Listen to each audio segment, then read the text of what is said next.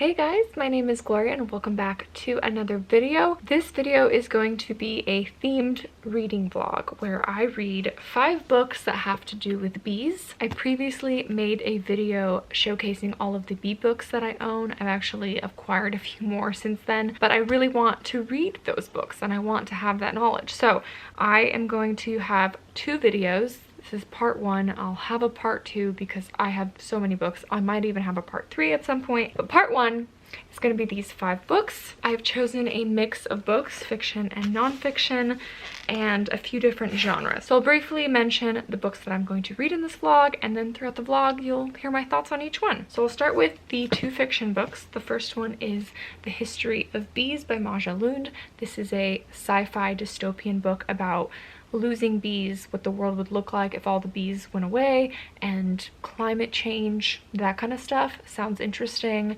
It has 3 different timelines, 3 different settings, and I'm excited to dive into this one. Then I have a literary fiction, The Music of Bees by Aline Garvin. This book is set in Hood River, Oregon. This book is about a woman who lives in a small town and she has like panic attacks and some mental health issues. She becomes a beekeeper and sets up this like beekeeping community for people who need to like escape and get away. And I think that there's some kind of conflict with like big pesticide company nearby or something like that. Interested in this one. And then I have 3 nonfiction books. The first one is Honeybee Democracy by Thomas D. Seeley. I have quite a few nonfiction books about bees specifically, but I wanted to pick this one up because I've been dying to dive into the topic more about how honeybees communicate with one another, what are the social structures, what's going on in the hive, especially after reading the sci-fi book The Bees by Lillian Paul, which is a fictional take on how honeybee structure works in the hive. I want to know more about what actually it is like, and excited to dive into that one. And then 2 really short ones that I'll probably pick up first because I feel like going like shortest to longest is easier in my mind. The first one is 50 Ways to Help Save the Bees by Sally Coulthard. This is like a little tiny informational booklet of 50 ways to save bees, just like informational tidbits about how to have probably a more sustainable lifestyle and a backyard habitat for bees and products you can buy to help save bees. So that'll be quick and easy read. And then another quick easy read is Bruno the Beekeeper, a honey primer by Anita Františka Holasová, which is a Czech author actually, and this is a children's book about beekeeping. I picked up in San Diego actually, and this will also be a quick little read. So that's the plan, to read these 5 books in this vlog. I'm hoping this will only take me a week or 2. Maybe this will be like a month-long thing because I have a million books that I'm also wanting to read. It is currently July 7th, so we'll see when this vlog goes out, and we'll see when I'll get through all of these. I'll check in with you later once I have some books read. Hey guys, me again. It's a few hours later, and I finished the first 2 books and the 2 smallest books, which I anticipated them being quite short and easy to read. The first one, 50 Ways to Help Save the Bees. I gave this 5 stars because this book is exactly what it says it is, and it was very factual, informative, I would say even inspiring, and had a really good call to action to take some steps of things to change and things you want to do.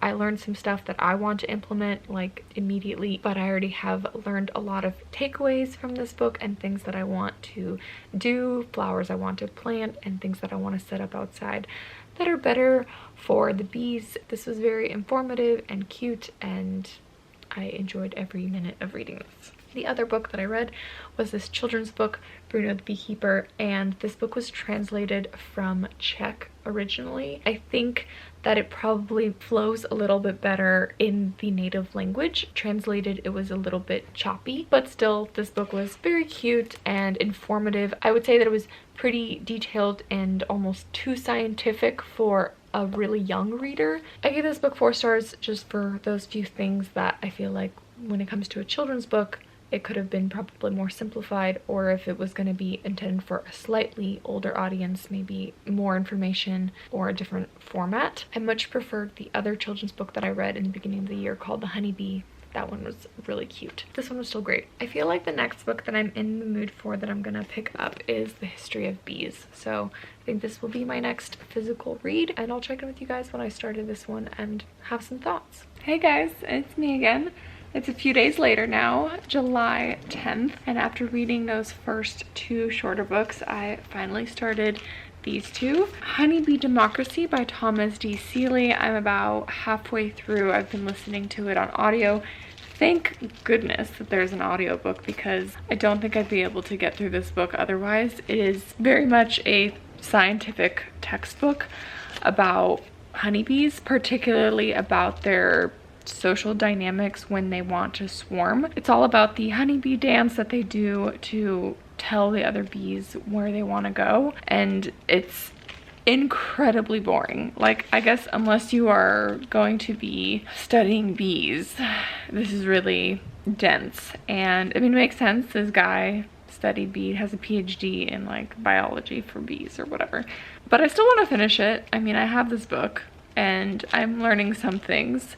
A lot of stuff is just too scientific. So again, good thing it's an audiobook, because while I'm listening to this, I've been using the app Happy Color. I heard Amanda from the Curly Reader talk about it. It's basically paint by numbers, but on your phone, and I've completed a lot of pictures.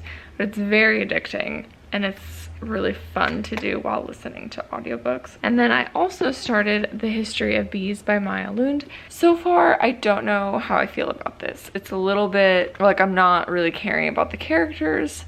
It's set in 3 different timelines and 3 different main narrators, and their professions all have to do with bees, but then really it seems like the main story is about their family like dysfunction or some like family drama and issues that are going on. I just don't know how much I'm gonna care about the characters and where the story goes. So I actually did want to give an update. I'll just include it in this vlog. But today I actually started a part-time job working as an on-call library aide. So I guess one of the things I have to thank Finding BookTube for is my new obsession with books, and my use of the library drastically increased.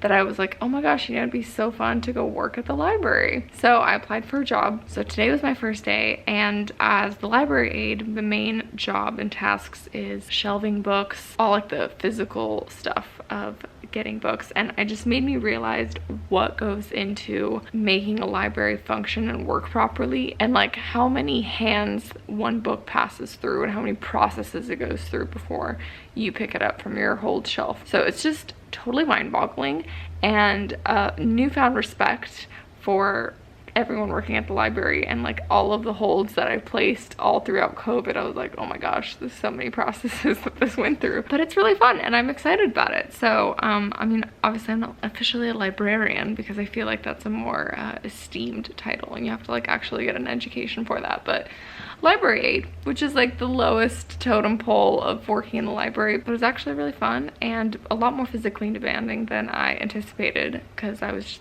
up going for it for like 6 hours, like non-stop, picking books, putting away books, placing things everywhere. But yeah, anyways, just a random little job update for you there. Decided to include it in this vlog because it's a bit of an exciting thing. I'm excited about it. We'll see how it goes. Hey, me again. I just showered, so that's why I look like this, but wanted to give a check-in on this book, The History of Bees. I'm about halfway listening to it and reading it at the same time, and I am so tempted to DNF this book, or not finish it. I really want to put it down. I'm not connecting with the characters. I'm not caring about the story. It's really strange. It's not at all a dystopian like what I thought it was. It has, I guess, a little bit of that, but like barely, or maybe it's in the latter half, I'm not sure. It's more of a historical fiction, which I don't mind historical fiction, but it's just strange. It's just a strange book and I'm not really vibing with it. I think, like I mentioned, it has 3 separate story arcs.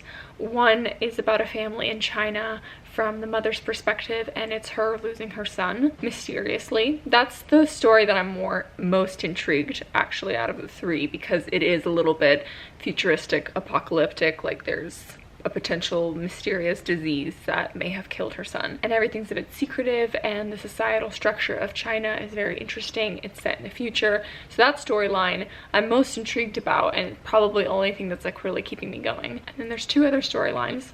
One is set in 2007 in the United States, following a beekeeper, actually the most story I can relate to because his job is very much like what my dad's job is, which is to be a commercial beekeeper living in the US, providing pollination for farmers. And it's his like dysfunctional relationship with his son, who doesn't want to take over his dad's business, doesn't want to be a part of it, and wants to go to college. So that dysfunctional relationship is okay, but it's like also quite boring, so it's really not, I'm not vibing with it. And then the one that I really don't care about is set in the past in 1851 in England. This man named William is depressed for not really an explained reason. He like wanted to pursue a career and study science, but his family and having kids like has held him back, and he's just been like depressed in bed for months, years. It's unexplained. I don't know what to do. I want to finish it because I don't DNF books. I've never DNF'd a book actually. I know I should, like I know that that's like an okay thing to do, but like I just haven't done it. I'm such like I need to complete a book and check it off the list and read it. And I recently was watching a video from Jack Edwards, and he mentioned something along the lines of it's okay to not like a book. Like you still learn something from that experience. You learn something about your reading tastes. I do understand that. Like even if I'm not fully enjoying this book, I'm still getting something out of it, but I'm still powering through. Like I said, there's like a couple things in here that are slightly redeemable that are keeping me going, but overall I'm bored, and I probably wouldn't recommend this to anyone. Hey friends, me again. Excuse the face and dirty hair, but it is what it is. This morning I finished The History of Bees, and I gave this 2 stars, but that was generous. I was very much leaning more towards 1 star, and I was like, okay, there's a few things in here that are redeemable, so I'll round it up to 1.5, and in Goodreads it's 2. So 1.52, it never got exciting. It continued to be boring. The plot sucked. Like nothing really happened. It was more of an explanation. Like the characters didn't do anything really. The stuff that was revealed was not exciting and was very obvious and kind of like, okay, so what? The 3 storylines separately just, I don't know, it just didn't work. I just did not like this book at all, and one of the storylines in particular I totally hated, like would be like a -5 stars. Like just no, wish it didn't exist. It was strange. I feel like I sort of understand what this book tried to do. I just did not like the execution of it, didn't care for the characters, and again the plot just was terrible, so it just kind of ruined the book for me. So that's a bummer. This was a total dud. Gonna move on to the next one. I have like an hour or so left of the audiobook of Honeybee Democracy, so I will be finishing that as well today, and the plan is to start The Music of Bees, and then I'll be ending the vlog after that. But I have 1 book left. Fingers crossed that it's not a dud. It is a contemporary literary fiction, but I feel like it could be more fun and more exciting and more entertaining because, yeah, I feel like I need a little bit of boost because I've been incredibly bored by this book, and also Honeybee Democracy because that is a science book and it was boring. Anyways, I'll check in with you later. It has been a week or 2 since I finished The History of Bees. I feel like I just sort of got slumpy and distracted, and I started reading other books, and I got overexcited about other potential videos and vlogs, and so I sort of have been thinking about this one but have also forgot about it kind of, and have not been wanting to pick up this book, especially since I don't have the audiobook for this because it's like a 13-week hold on Libby, so I need to read it physically, which is not a problem, but I've just been reading other books physically, so this one has gone on the back burner. But today's the day. I'm only a few pages in already. I'm like on page 9, but my husband is out and about for the day, so I don't have really much plans except to read this book. So I am determined to get farther into it today. Just from the first few pages so far though, not sure how I'm gonna feel about this. We'll see though. It's too early to tell. I'll keep you guys updated. I'm gonna just be hanging out with